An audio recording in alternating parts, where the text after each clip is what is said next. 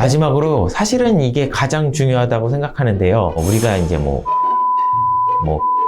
이렇게 말하는데,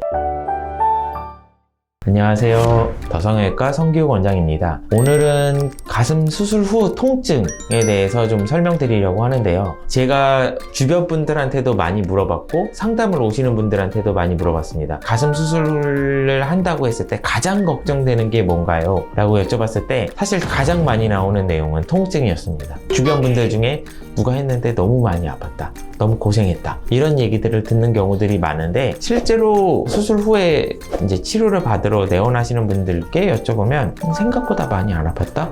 이 정도면 진작 할 걸 그랬다? 라고 하시는 분들이 훨씬 더 많아요. 근데 통증이라는 거는 사람마다 좀 다르거든요. 그러면 친구는 안 아팠는데 나는 왜 아플까? 뭐 이렇게 물어보시는 경우들도 있어요. 일단 가슴 수술 후 통증이 왜 생기는지에 대해서 설명드리려고 하는데요. 우리가 어쨌든 가슴 수술이라는 거는 일반적으로 뭐 보형물 확대 수술을 기준으로 했을 때, 예를 들어서 뭐 밑선이든 겨드랑이든 절개선이 들어가고 보형물이 들어가는 위치에 해당하는 만큼을 저희가 박리를 하게 됩니다. 공간을 확보한다는 거죠. 그래서 그 부분에 이제 공간을 확보하게 되면서 필요하면 지혈도 하게 되고 근육도 일부 끊어줄 수도 있고, 어느 정도 사실은 뭐 이런 수술 과정이 필요하기 때문에 당연히 어느 정도의 통증은 생길 수밖에 없어요. 근데 그게 사람별로 좀 차이가 날 수가 있단 말이에요. 그래서 어떤 것들이 좀 통증의 차이를 유발하는지 요거에 대해서도 말씀을 드리겠습니다. 먼저 보형물의 위치에 따라서 조금 차이가 있을 수 있습니다. 우리가 사실 가슴 수술이라고 하면 요즘에는 많은 분들이 알고 계시는 근육 위로 하게 되는 근막하 수술 방법이 있고, 근육 아래로 하게 되는 이중평면법이 있습니다. 일반적으로 좀 근막하로 하는 경우가 통증이 좀 더 적다고 알려져 있는데요. 아무래도 이중평면을 하게 되면 가슴 근육을 좀 건드리게 되고요. 근육도 일부 좀 끊어주게 됩니다. 근육 쪽은 조금 더 근육 위쪽보다 근육 아래쪽을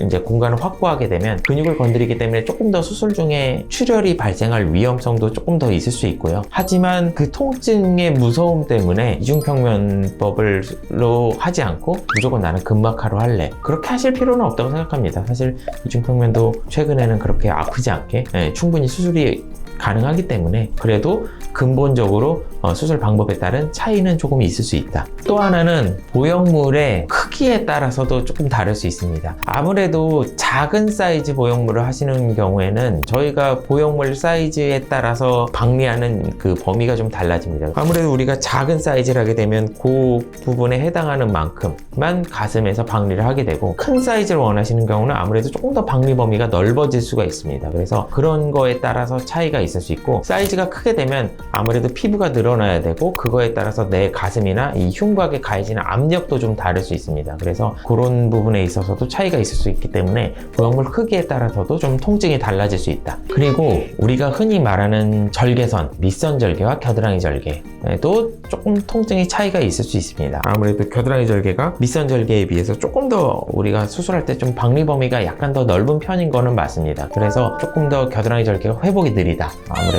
통증이 조금 더 있다, 내지는 겨드랑이 쪽을 건드리기 때문에 조금 더 팔 사용이 불편하고 팔도 좀 더 붓고 이런 것도 좀 있을 수 있습니다. 이렇게 말씀을 드리지만 통증의 차이는 아주 크지는 않은 것 같습니다. 또 하나는 수술 후에 어떻게 관리가 되느냐에 따라서 좀 다른 것 같습니다. 저희가 수술 후에 수술방에서 나올 때 흔히 말하는 뭐 무통주사라든가 진통주사를 충분히 조절을 해드리고요. 수술 후에도 저희가 이제 약을 좀 처방을 해드려서 그거에 따라서 이제 처방드린 약을 좀 복용하시면 일반적으로 괜찮은데, 그런 거를 사실은 약 복용을 잘 안 하시고 지켜주시지 않는 경우들도 좀 있습니다. 그래서 그런 거에 따라서 조금 통증의 차이도 좀 있을 수 있다, 이렇게 말씀드립니다.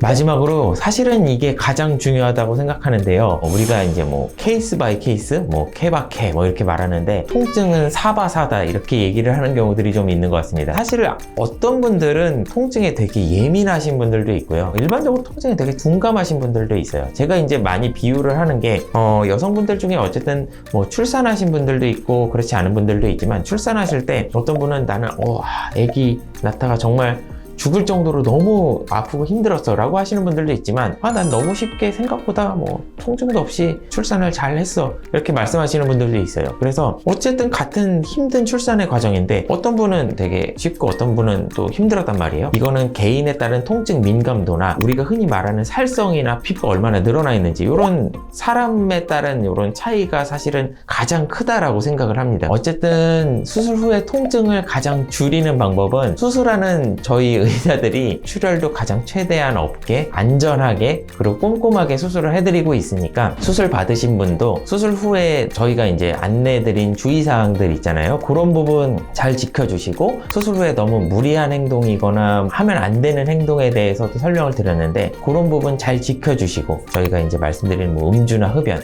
뭐 이런 것도 좀 최대한 삼가주시고 그렇게 해주시면 어쨌든 그런 통증을 줄일 수 있는데 아무래도 좀 도움이 되는 것 같습니다. 그리고 내가 너무 걱정이 된다 하시면 수술 후에 병원을 내원해 주시면 그럼 저희가 진통주사도 좀 처방을 해드리고 최대한 관리를 해드리니까 너무 통증에 대해서 걱정하실 필요는 없다라고 생각이 됩니다.